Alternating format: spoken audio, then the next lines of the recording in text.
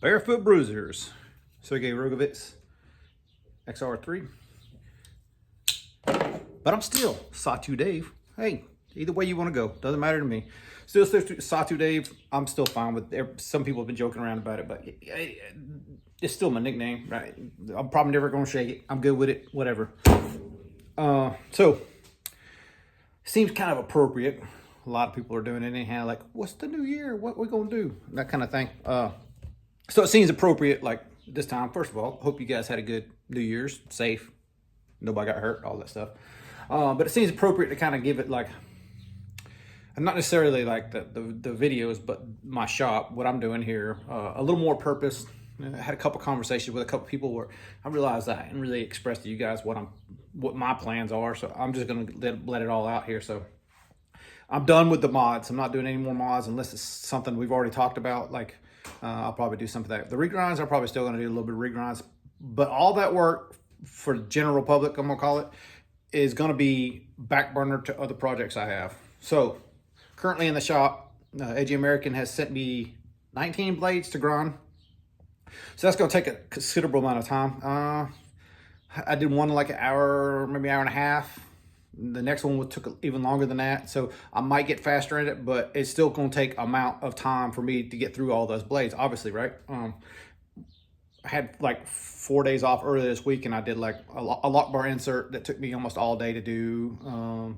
Like various other custom stuff that from other people have sent me. I'm just, that work's not advancing me where I want to go future wise. So I've got to pull the plug on something. I only got so much time to deal with stuff, and not getting any younger. And I do have goals, even though the goals might not be the same as what you think my goals might be. So what are the goals? This year, at least for now, I probably have 5 or 6 knives that I want to reblade. After I reblade them, will I sell them? Will I keep them? I don't know. Kind of depends on if there's interest in them or not. I'm going to show you the number 2 reblade here in a minute. I posted on Instagram a minute ago, but we'll talk about here in a second. So that's kind of sort of the goal into, I'm figuring out a few things as I'm going, and it's, it's going to be a time process thing. And like, I'll just take AG American because he got his heat treat oven about the same time I did. He's already up at about 50 knives through heat treat, I think is what he told me. And that's amazing to me because I've done 1. He's done 50. Also, the difference there is I'm not making fixed blades. I'm doing something that requires, more time on the mill, fitting a bunch of parts. It's not just like cutting a fixed blade out, putting it in the oven. Could I do that? Yeah, sure I could. I'm still not a fixed blade guy. I owe one to one friend of mine that wants a fixed blade, but other than that, like I don't think you're going to see a whole lot of fixed blades or any fixed blades in the near future for me, if ever. I don't know. Things always change, but it's not really like I'm not aiming for being a fixed blade maker. I think I made that apparent a long time ago. I'm really only into bruisers myself. Like you see my collection for a couple weeks ago. Like so that's what I'm trying to focus on. I'm not learning much by doing these other mods. Some of the detent work still, like different makers approach detent differently. So like it's still a learning curve in there, but I think I can approach it more. I learn more from the bruisers because the bruisers do act differently than a lighter weight knife. So reblades for the immediate future, hopefully before the end of this year, I'll be doing something on my own. But being that something I'm doing on my own might not be my design. So I have shown me several different drawings since we worked on that first project, which I absolutely never got a good knife out of that first project. So I may revisit that one. But Nick showed me some drawings, which I really dug. I need to talk to him more. So like, it may be something like I do someone else's design. Some part of the building for me is like, you have so much to think about. If the design is not there, like you're not thinking about design, you're just thinking about execution, it takes away or takes some of that relief off of you. Like they've already done that work. Let them have that design work and let me try to do it the best I can execution wise. So I see that as kind of a step to get to where I want to go kind of thing. Whether that happens or not, I don't know. And I'm kind of sort of thinking that might be a business model for me as well. Like I might, as I get better at this, I'm never going to be a maker for the masses. Never. I'm never going to do a production run. I'm not going to make a model and make 100 of them. If I do anything, it might be a limited run like 5. Like I don't think any more than 5 is really what I'm into. Like I've made production parts majority of my machinist career. I made production parts, and that was pretty much over maybe 3 years ago, 2-3 years ago now. I've kind of moved past. Obviously, running the business is my job now. Like it's not this. I help with the business too, but like running the financial end of it and the business end of it is mostly me, pretty much all me. So that is my job now. So I don't consider myself a machinist anymore. Have I been a machinist? What did I work as a machinist? And do I still know machine work? Could I go back and do it? Sure. Honestly, I don't miss it. I mean, I get enough of it through this. When I first started, absolutely, because I worked part-time for years before I was done with it. But after being completely done with it, cord cut and all that stuff like that, I did had shit, I'm not a craftsman anymore. Like it bothered me, but like being able to take it and focus it on knives and doing stuff with knives is taking that part of me that I wanted to still work with my hands and be a craftsman and being able to do it on a smaller scale for me versus the production scale, which is basically parts for somebody that I'm never going to meet or know. So like I might do, like someone sends me a drawing and they want 5. I might do like 2 the best I can to what they want, their specs or something like that. And then maybe 3 of whatever I want, like however finishes I want. That's all like kind of up in the air and that sort of thing. But I don't think I ever want to do any kind of runs of anything. Like CNC, not CNC, I don't care. Like in my heart, I want to do manual, but I don't think at this point having this CNC, I got to get fixed. But having this CNC here makes more sense for me to utilize the CNC for the stuff that is necessary and then hand make the rest. So I hope that clarifies where I'm going. I'm not going to aim for this thing to be any kind of like, 10 knives a week. It might be 5 knives a year. Like it might be 50 knives a year, but it's definitely not going to be like hundreds of knives. So I'm going to be very limited. It's all about how much time I have, and all that's going to change. And I don't know what's going to change is going to be come September when my wife starts going to school full-time during the week. So that all is going to change for me as well. And I don't know what that's going to bring. I might have to go back to work full-time and run the business and help my wife on the weekends, which will be 0 time for knives. So, it's all, we'll see. Just see how it goes. Okay, so after I've already kind of wound up for the pitch, this week, what's happened this week? So my bro, Evan, worked another trade with him. And so y'all know that I had the Rhino. Well, this Rhino now belongs to Evan. It's going to go live with him. And what I get for that Rhino is another Stealth. This one is pretty much, like he said, plain Jane, ready for whatever I want to do to it. Okay, so the Stealth that he had had a slightly crisper detent. So all DSKs are slightly different. If y'all didn't know that, and that's custom world in general. Matter of fact, let me go and address this real quick. Brian Transplant Knight, someone sent me a review that he did of a solo, or kind of like an overview or whatever you want to call it. And he called them issues, okay, from a Diaware solo. Let me just first state that as a custom knife, you expect the flaws. Like when you get to like tens of thousands of dollars in customs and, certain levels, like they're almost flawless, but they still have the personality and still have that something else that draws you in, that makes it, it's a handmade knife. At least the ones that I've seen. And I'm not really attracted to the super high-end knives because usually that involves like super high-end materials, and it's just not my thing. Like to me, like DSKs is still like right down my alley. Like you get some of the most precision stuff and the most hand elements and creativity at the same time, even though it's included in these models, this group of models. Like honestly, is like probably my favorite. But back to the review of transparent knives on the solo. Like he didn't buy the knife that was the first Diaware he had. So the first several issues he had were not functioning issues, were not knife issues. They were all fit and finish issues, as I believe he stated in his video. But if you've handled a Diaware at all, like you've had one in your hands, you've figured it out. The maker has a certain style. Like I know you can't necessarily see that on just one, but the many I've handled, you can definitely see that the maker has a style. To me, he's one of the best executed bruiser guys out there. Like some of the best work that I know of. in that kind of sort of price range. You know, like you could find flaws on just about every knife that's handmade.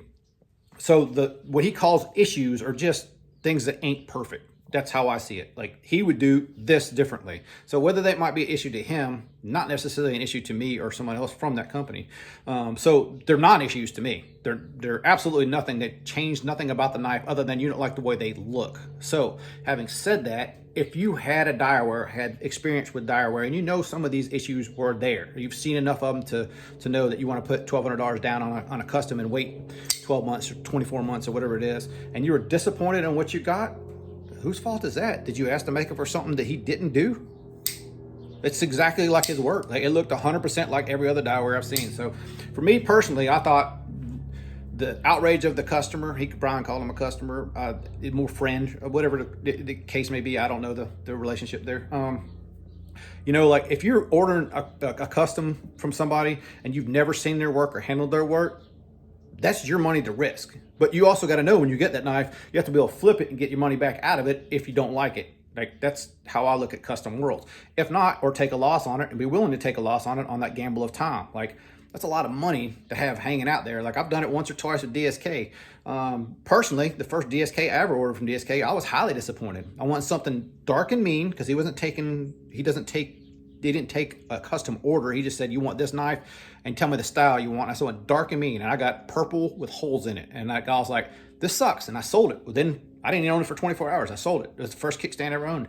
I didn't like it at all. And then since, you know, I've gotten several and I liked all of them. So like, it's hit and miss, even with makers you do like. Sometimes I'm like what you get and how their style is. But that's a lot of money to be floating out there for something that you don't really know of. So custom world is not the same as production world. You don't expect perfect. You're never going to get perfect unless you're spending bukus of bukus. Now, I think in that video, and I was tagged, or not tagged, but I was sent that video by somebody. Doesn't really matter who, but basically to say, hey, you know, you probably ought not to send one of your knives to this guy. And I was kind of like, why? Like, I don't know why. That's what made me watch it. Like, I was curious about why. So if you're judging knives or you don't have custom knives, you don't know about custom knives, and you want perfect, stay away from custom knives or save up the money to get the higher end custom knives, because I don't think you get perfect for $1,200. Like maybe his experiences are different than mine, but me personally, I don't see it. I don't see it. I see close. Like this Sergei Rogovitz, like this knife is pretty dang close to perfect, and it was right in that ballpark. So like you can get close to it, you know, for sure. But you're always going to find flaws in handmade knives. To me, that's what I like in handmade knives. All right, so I'm kind of going on a ramble, and I apologize. Back to the DSK that we started with. Don't leave direware alone. Y'all make your own assessments whether you like direware or don't like direware. Dude's got a 24-month waiting period, so obviously the community's already talked. Man, he's got more desire than what people think have issues of. So I don't really have to show my support for direware. I think it pretty much speaks for itself.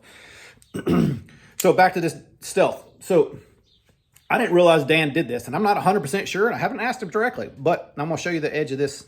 This is the stealth that I got from Evan, and this is secondhand. Evan didn't get it directly. He got it secondhand. So if you look at the edges on this and see the corner rounds all the way around this and see how perfect they are, you don't see any dips in the corners, all this. Hopefully you can see all this stuff. Hopefully you can see all that.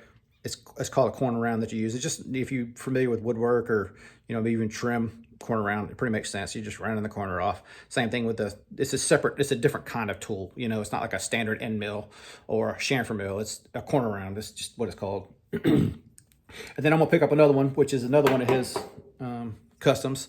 And if you look at the corners in this one, you see how the corners dip just a little bit? See that dip in the corners? So you can see this, it's hand chamfered. It's not done on the machine. Hopefully this is coming across in the video. Y'all can see what I'm talking about.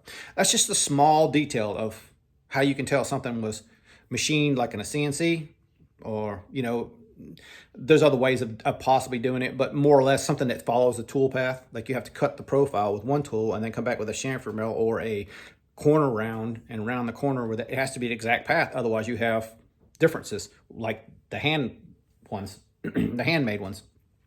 So me personally, I like that touch in a knife. This one doesn't have that. So this is obviously done in a CNC.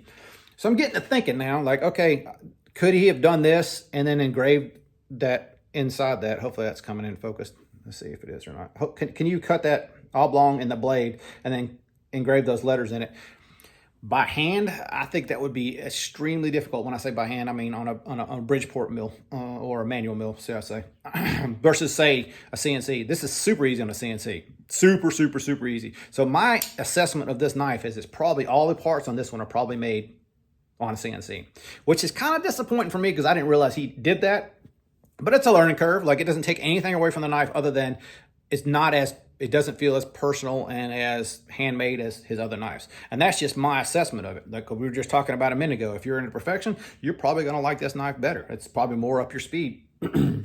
Me personally, I like all the handmade elements in all these knives. Like, you're not doing that on a CNC, or if you are, that's be a crazy amount of figuring out how to do it, like stupid handwork.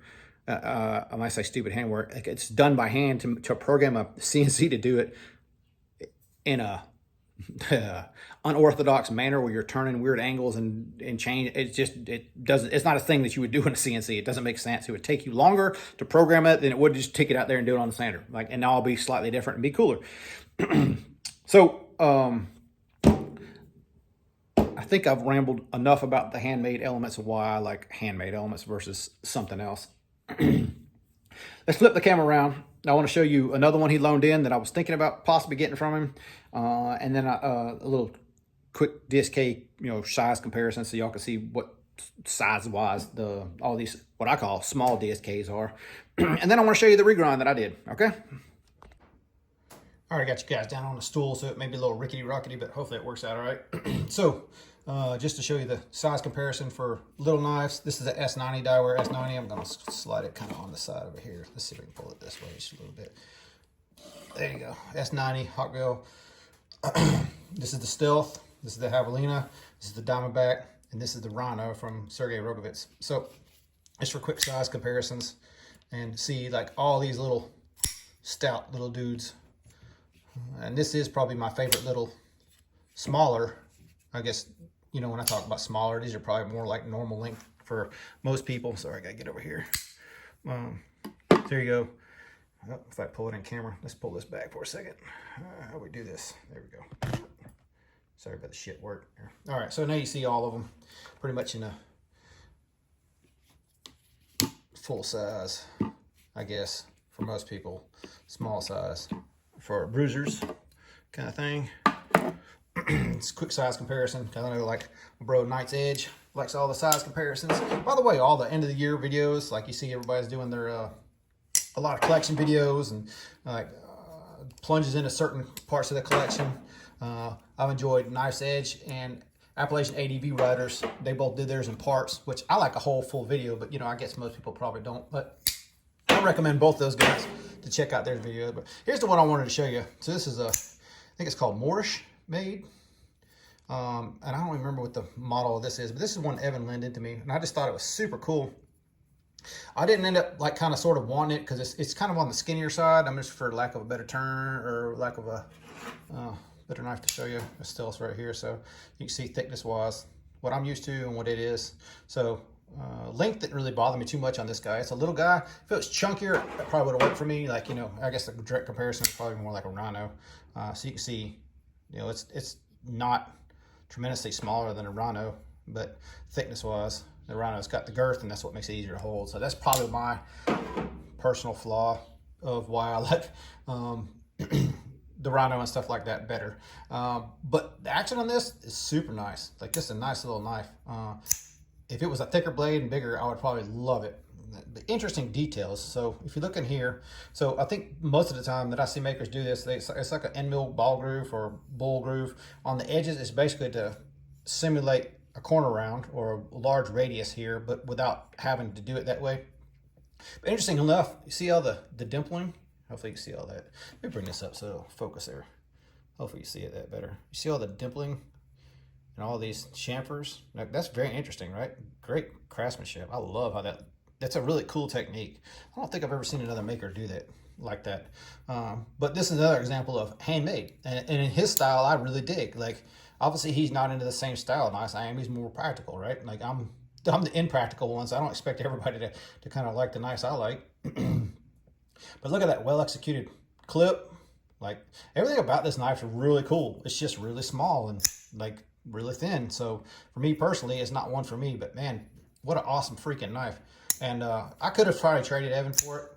So I don't know if he's looking to sell this or not looking to sell it, but hit up Evan if you're interested. I know Paul's on to this guy's nice too, the Morris Maids. Very good knife, very good maker to kind of keep an eye out on. So just wanted to focus or show a close-up of that one before it goes back to Evan this coming week. So this one is the one that really I wanted to show you. And yes, it is reblade number 2. And it did look a little different than this.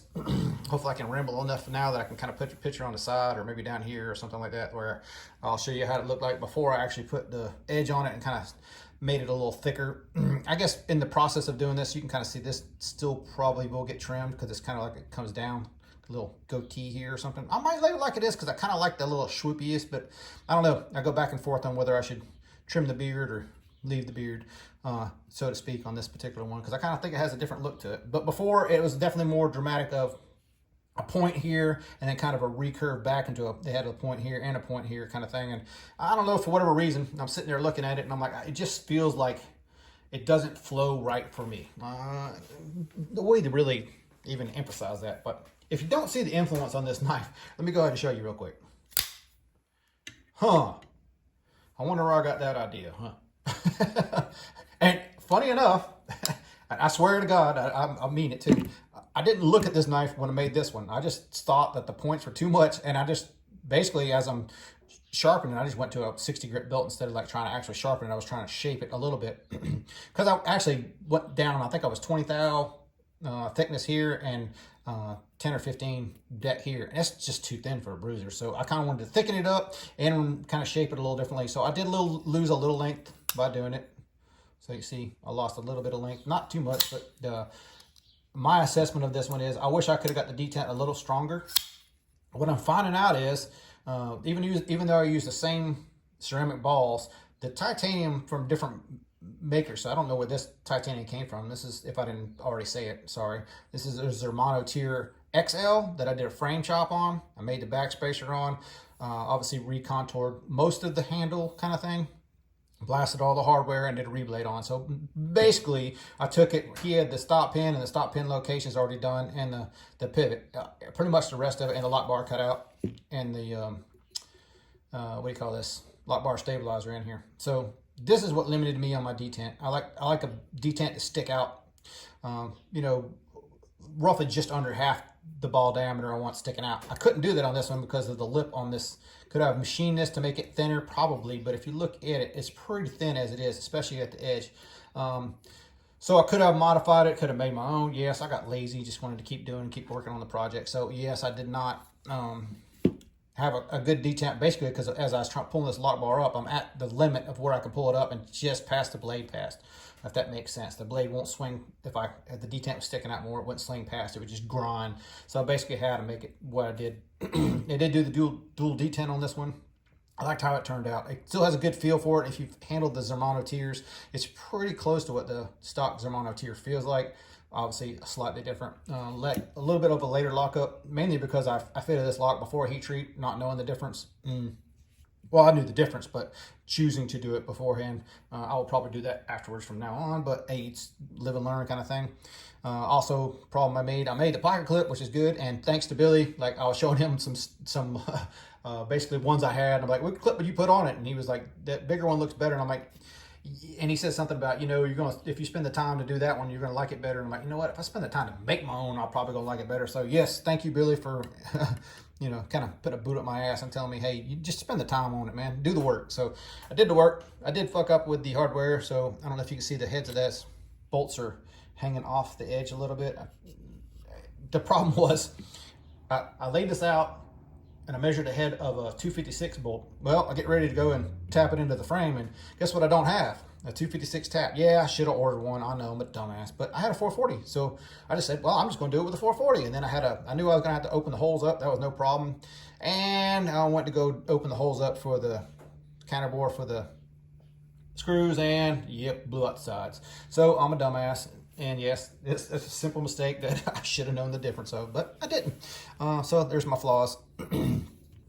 Lots of flaws on this one as far as like, if you want to do like a transparent style review. There's lots of flaws in this one, but overall, like me personally, like number 2, basically, I'm gonna call this, like, it's not a full build, but probably a 90%, 95% maybe build. I'm pretty happy with how that come out. Do I know how good I did in the heat treat? Nope, not at all. I put a belt edge on it. I've cut up several boxes. I'm sure you can see a little bit of scratching and stuff in the blade that I've already done. Obviously, I acid stone washed it and blasted in aluminum oxide and tumbled this back, and all the hardware is blasted. But I'm gonna send this to Billy. Let him know. Let him get a test on it. So I kind of figure this way. I don't think the heat treat's good on it, but I don't know for sure. So I'm gonna send it to Billy. Let him do the hardness test on it. I did follow the book and stuff. I'm just self-doubting, I guess, whether the heat treat's good or not. So if it comes back and it's a decent range, I'll probably put this one for sale. How I do that and everything around with that, it just depends on the heat treat. If the heat treat sucks, it's not going anywhere. It's gonna stay here. I'll just use it for a shop knife or whatever it ends up being around here. But I am happy with it. I did want to show it. But it's a Tier XL re-envisioned. Oh yeah, I did forget to say that too. That ball groove went too far into that grind, and if I had to do it again, I probably would have made the ball groove just much smaller. But I did all this on the blade. This is the reason I think heat treat might be bad. I did all the work on the blade months ago. I thought the blade was S45. I treated it like it's S45, and then as I was treating it, I was like, "Are you sure that's S45?" And I don't really know. So it might not even be S45. Shane actually told me a little technique to try on it, and I may do that if it comes back shit heat treat and see if I even put a stainless in here. It might be 3V for all I know. I hope I didn't screw up a 3V blade like that, but you know, it's possible. I did this, like, I think it was summertime when I did it, and heat treated it, you know, basically in December. So like my memory only lasts like a couple of weeks at the best. Like, so like me remembering this 6 months ago, that was dumb for me to even think I was going to. I should just wrote on the blade what it was, but I didn't, and I'm a dumbass and I know it. But hey, it is what it is. It is a learning curve, and I am learning. Even if this comes back as a total turd, like it's in the 30s or something ridiculous, the heat treat, I learned a lot of what to do process-wise on this one that I'll get better on for the next one. So to me, it's a win, regardless if the knife actually come out as a win or not. All right, we're gonna call that one for the week.